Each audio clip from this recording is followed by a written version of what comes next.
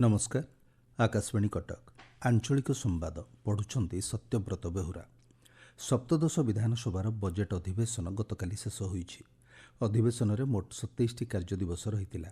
अधिवेशन शेष हेबार 2 दिन पूर्व बाचस्पति सुरमा पाढ़ी गृह को अनिर्दिष्ट काल पई मुलतवी घोषणा करिछंती। गत जुलाई 22 तारिखर आरंभ होइतिबा एही अधिवेशन काल में 19टी मुलतवी प्रस्ताव आलोचना होइतिला। एहा सह 83टी रिपोर्ट उपस्थापित होइतिला। एथिरे 11टी वार्षिक रिपोर्ट और 42टी कमिटी रिपोर्ट उपस्थापित होइतिला।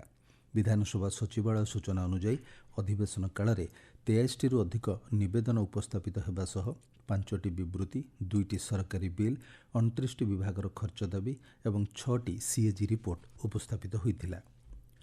सप्तदश विधानसभार शेष दिन में गतकाली ओडिशा द्रव्य और सेवाकर संशोधन बिल 2024 गृहर अनुमोदन लाभ करिछि। एही बिल्ले 4टी संशोधन करा जाइछि। मुख्यमंत्री मोहन चरण माझी आगत करिथिबा एही संशोधन बिल्ले गुटखा, पान और मसला कंपानी रे व्यवहृत जंत्रपातिर पंजीकरण बाध्यतामूलक करा जाइछि। नियम उल्लंघन कले 1 लाख टंका जरिमाना किंबा जंत्रपाति जबत करबा भली व्यवस्था रहिछि। राज्य सरकार निर्देश अनुसार 2024-25 आर्थिक वर्ष पई बजेट रे आवंटित अर्थ विनियोग करने निमंते पदक्षेप नेबाकू जिल्लापाल मानकू निर्देश दिया जाइछि। विभिन्न विभागर खर्च दाबी अनुसार समस्त नीति नियम अनुसरण करी पांठी विनियोग करने अर्थ विभाग पक्षरु निर्देशनामा जारी करा जाइछि।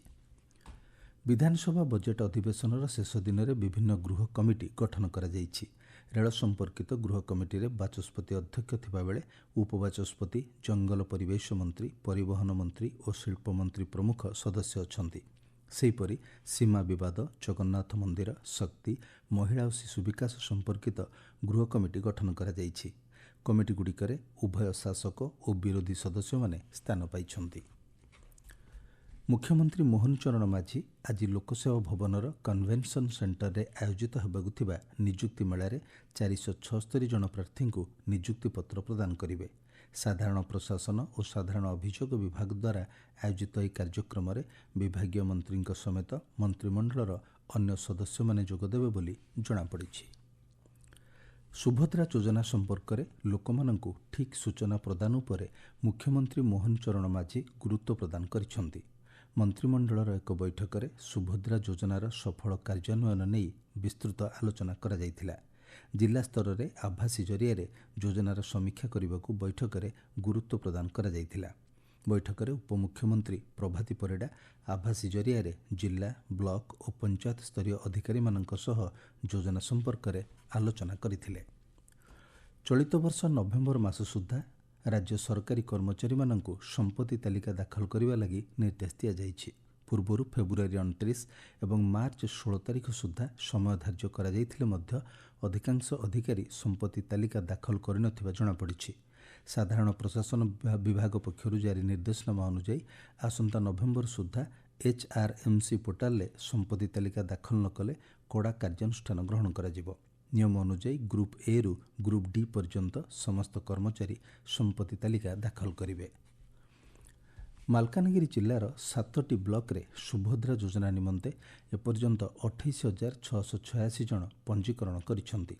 बालीमेला विज्ञपित अंचल में 137 जन और मालकानगिरी पौर परिषद अंचल में 1,113 जन पंजीकरण करिथिबा जଣାपड़िछि। जिले में 29,936 मो सेवा केन्द्र, 300टी साधारण सेवा केन्द्र जरिया 21 वर्षरू 60 वर्ष मध्य महिला माने बिना मूल्य पंजीकरण करुछंती। ए दिगरे अधिकरू अधिक हिताधिकारी मानंकु पंजीकरण लगी सचेतन करा जाउछि। म्यांमार केन्द्र भागरे एक घूर्णिबलय सृष्टि होइछि। आसंता 2 दिन मध्य यह बांग्लादेश उपकूल संलग्न उत्तर पश्चिम बंगोपसागर उपर केन्द्रीभूत होबार संभावना रही। भुवनेश्वर आंचलिक पाणीपाग विज्ञान केन्द्र सूचना अनुसार यार प्रभाव में आसंता काली ठारू राज्य में वर्षार परिमाण वृद्धि पाइब। आसंता काली मयूरभंज और केन्दुझर जिलार केतेक स्थान में प्रबल वर्षा होबार संभावना रही। सेहिभଳି 10टी जिले में बिजुली घड़घड़ी सह वर्षा हेबा नेई पाणीपाग केन्द्र पूर्वानुमान करिछि। हीराकुद उपरमुंडे वर्षा परिमाण वृद्धि पाइबा जोगु जलभंडार को जल प्रवाह वृद्धि पाइछि। एहाकु दृष्टि रखी हीराकुदर 6टी गेट खोल जाइछि। जलभंडार मध्यकु प्रति सेकेंड रे 2,82,000 क्यूसेक जल प्रवेश करुथिबा बेले सेही समय मध्यरे 97,871 क्यूसेक जल निष्कासित हेउछि। ଆଞ୍ଚଳିକ ସମ୍ବାଦ ବର୍ତ୍ତମାନ ପାଇଁ ଏତିକି। ପରବର୍ତ୍ତୀ ଆଞ୍ଚଳିକ ସମ୍ବାଦ ଶୁଣିପାରିବେ ଅପରାହ୍ନ 2ଟା 32 ମିନିଟ୍ରେ।